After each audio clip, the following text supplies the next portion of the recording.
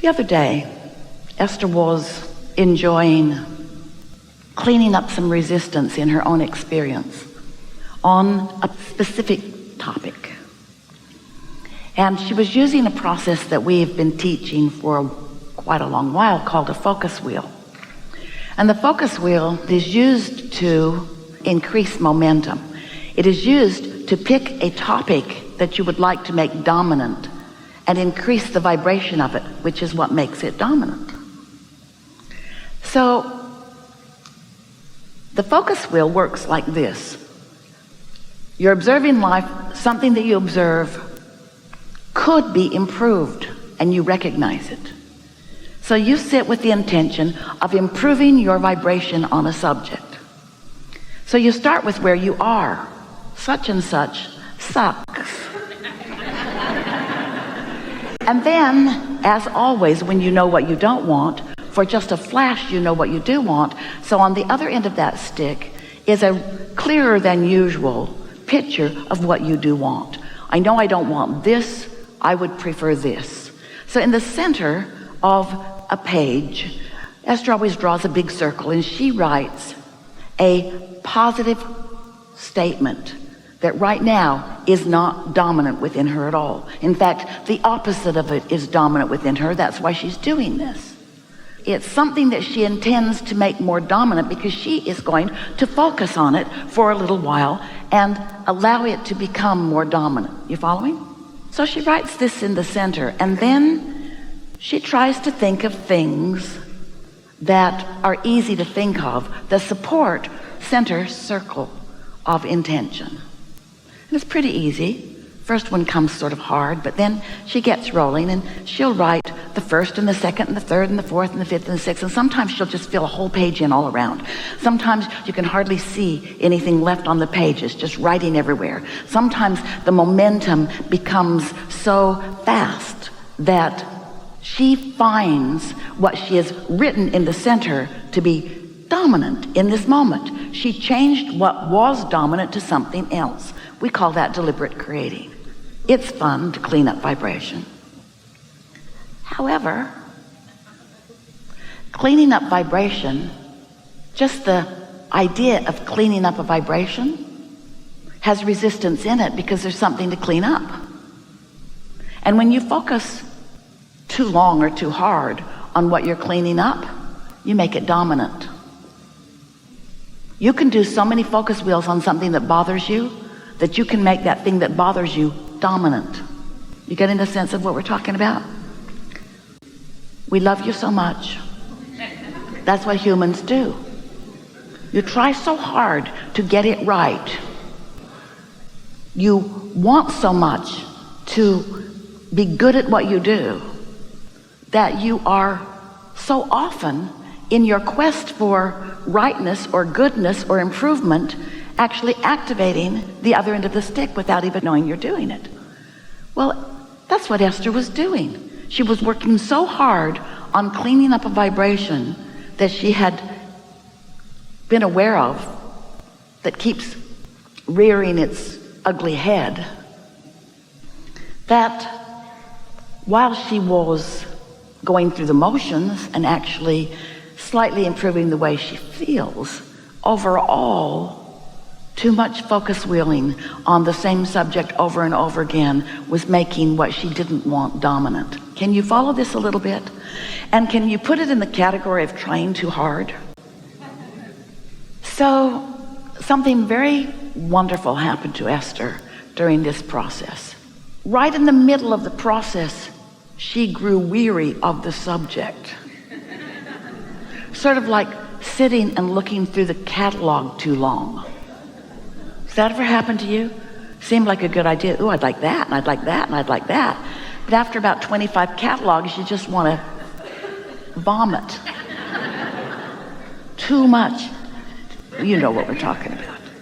Too much on a topic without really improving anything. Maybe too much yearning. So she reached that place which, for ease of conversation, a really good description, she reached a place without in that moment, being able to consciously identify it, of just giving up. It was like, enough already. Enough already. I've said what I want what I've said. I'm Popeye the Sailor Man. Something like that. And in the process of that, she doesn't even know how she did it. So we can't even really teach it to you. We're just telling you it's possible. Oh, we'll show you how.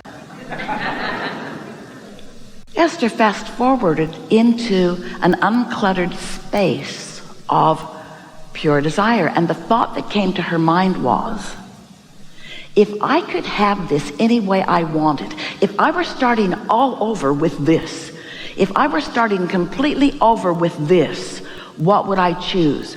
And right behind that came the thought, since I'm starting over right now, because every moment you're starting over. In every moment, you're starting over on what you make dominant. Since I'm starting over right now, what do I choose? What do I choose since I'm starting over? It was like she rocketed through a portal where no resistance went with her.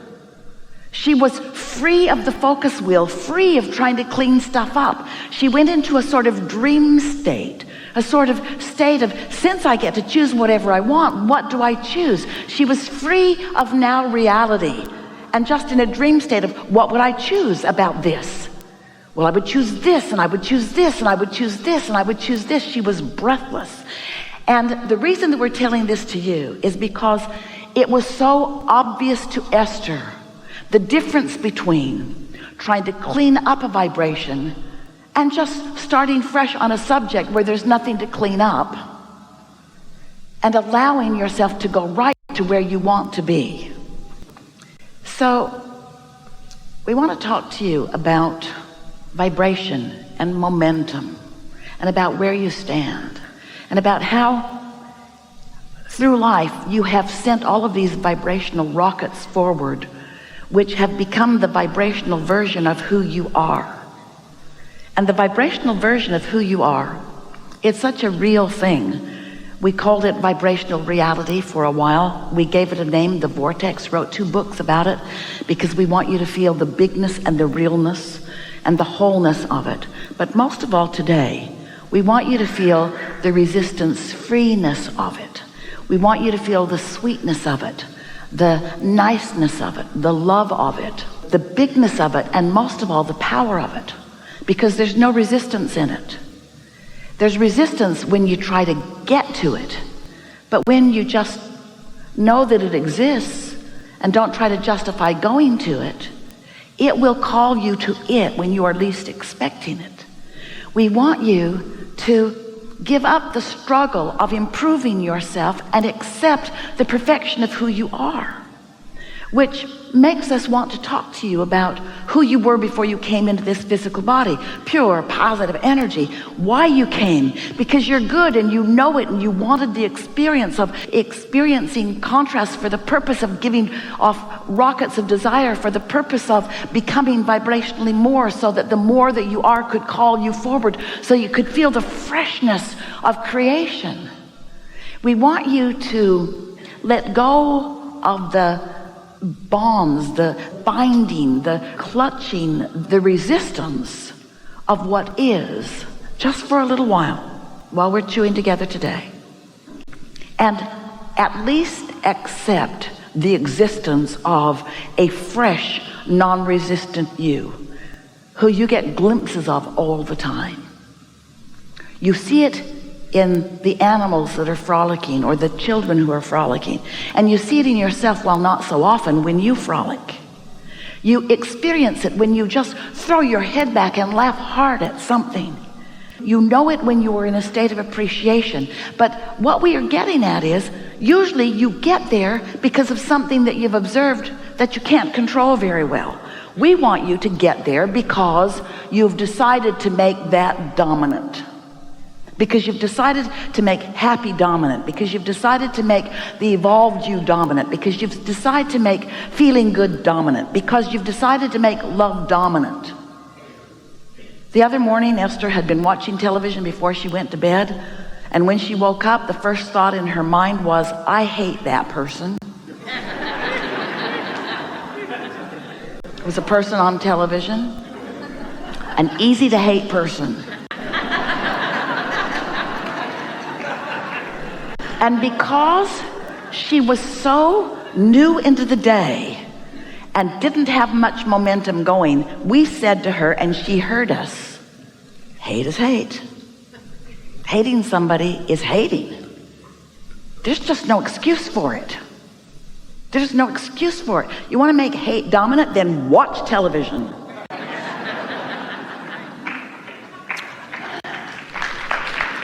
Oh, that's not really fair, because there are lovely things on television.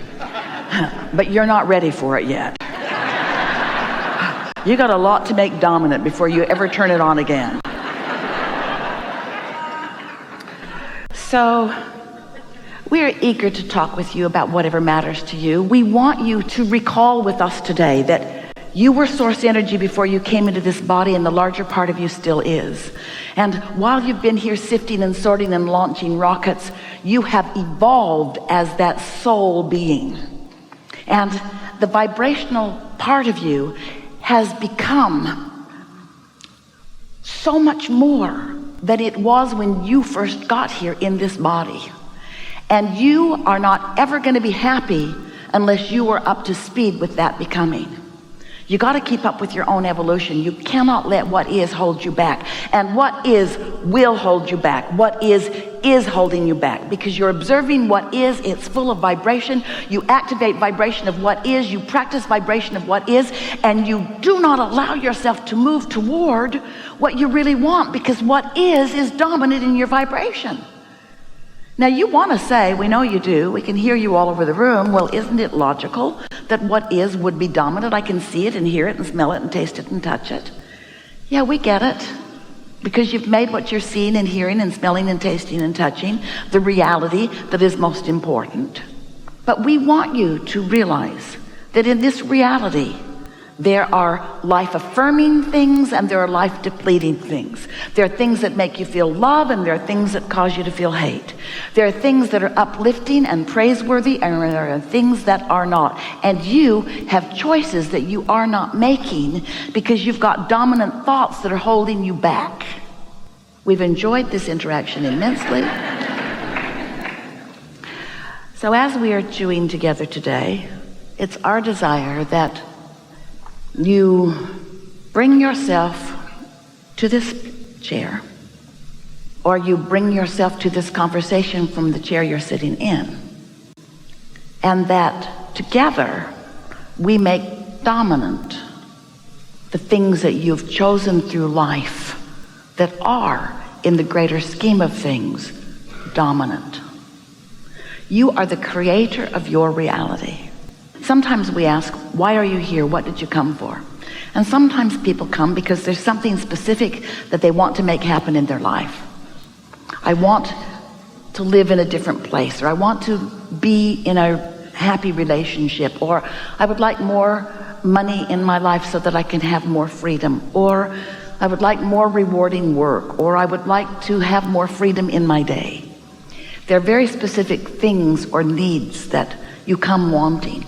And we're encouraging all of that. But at the basis of every single thing you want, whether it's a relationship or a material object or a pile of money, everything that you want, what you really want is the feeling of joy, the feeling of freedom, the feeling of satisfaction, the feeling of alignment with who you have really become. So if life has caused you to want more money, vibrationally speaking, you have abundance that you are depriving yourself of.